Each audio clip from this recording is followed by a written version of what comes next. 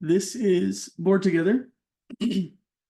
Board Together is a social app where you can create a profile and enjoy classic games such as Clue, Scrabble, Yahtzee with friends and family online, even if they're not in the same room as you. It's modular game sheets that you can create and socialize. We're going to kick things off with Beto, who will talk about the login and signup pages. Sure, thanks, Aaron. So my name's Alberto. I was one of the full stack engineers on this project, and I'll walk us through the sign-in. So when a user first opens the app, they're greeted with this login page. If you're an existing user, you can click the login button, but we'll go ahead and create a new account. So we're using Firebase authentication here to manage user access. So we'll enter an email address, username, and a password. We're implementing validation here. So if a user enters an invalid email or a weak password, the app will not allow you to continue. So we've just created a new account, and that creates a new account on Firebase and redirects us to the login page. We'll type in our credentials. And in the background here, Firebase is creating us a token, which keeps us logged in for the duration of our session. Yeah, this is our token right here. So if we go ahead up to the nav bar and click the logout button, we'll go ahead and delete our token, and that redirects us to the login page. So here I'll go ahead and pass to Andrew to talk about Clue. Yes, thank you, Beto. Aaron and I worked on the implementation of the Clue. As a user, I can either start a new game by entering the room name and selecting the number of players, or I can join an existing game. And in this game, each player has their own game board, which can be selected from the drop-down list. In the top left corner of the screen, there is a shareable room game key, which can be shared with other users to join the room.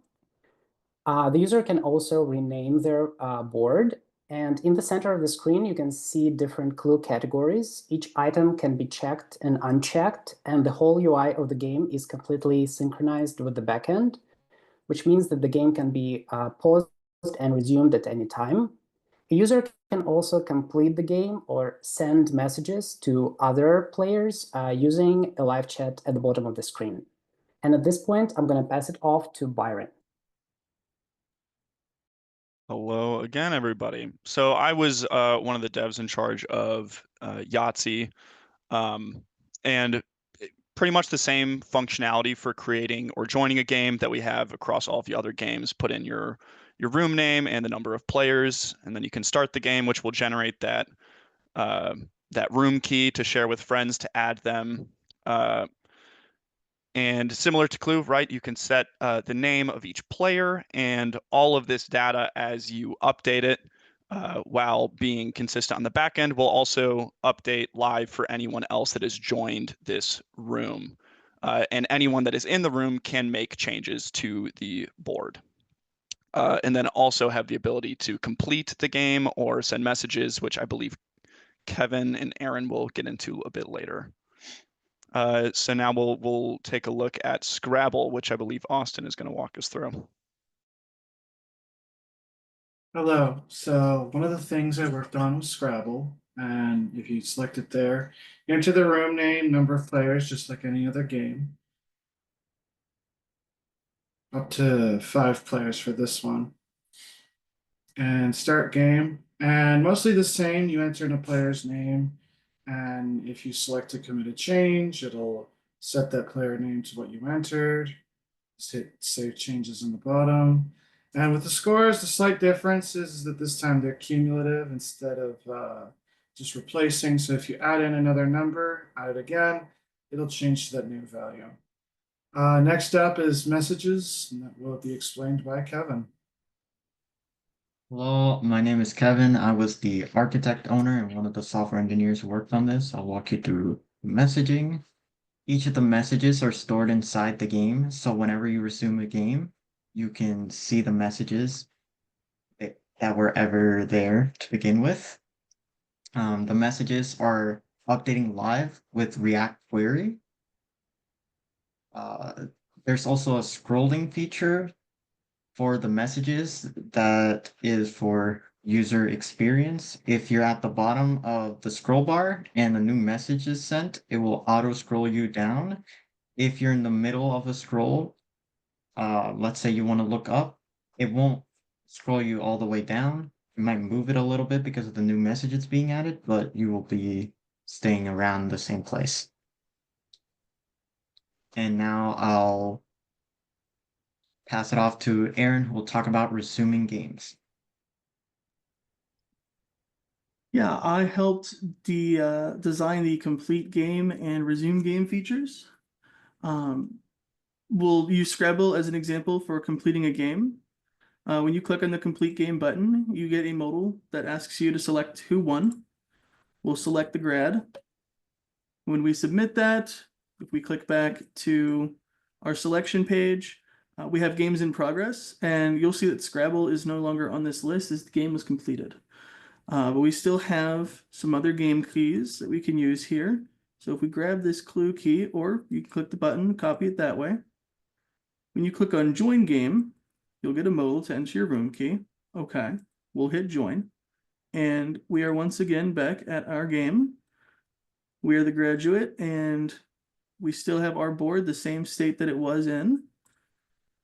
We'll go through, we'll complete this one as well. And you'll see if we go back to the selection page, that game is no longer here.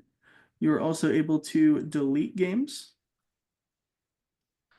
And next is Bonnie, who is going to talk about profiles.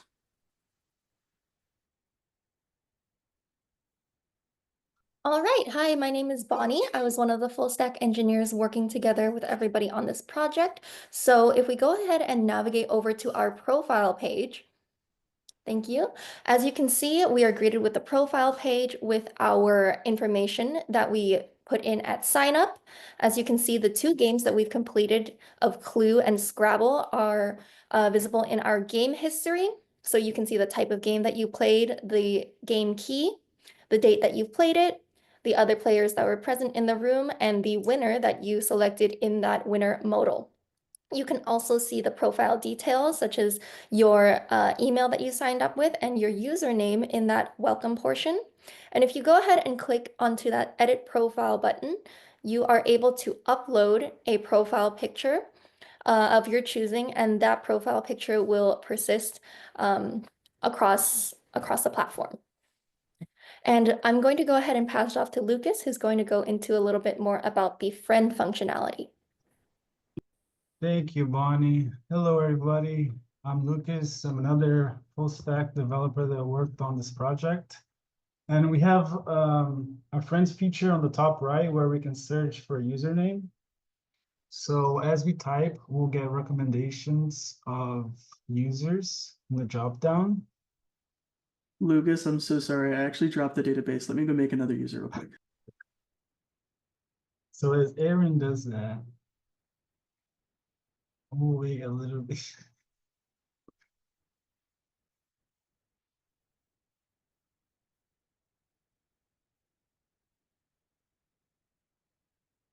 Okay, now we have a user. There we go. Now when we hover and select a friend, we're able to add it to the list on the bottom. And we also have a delete button in case you ever need to delete a friend from real life. And this was our project. Thank you, everybody, for your time. And I'll pass it back to Aaron for final words. Thank you, Aaron. Thank you, Lucas. This has been Blue Ocean. We hope you liked the presentation, and thank you for allowing us the platform.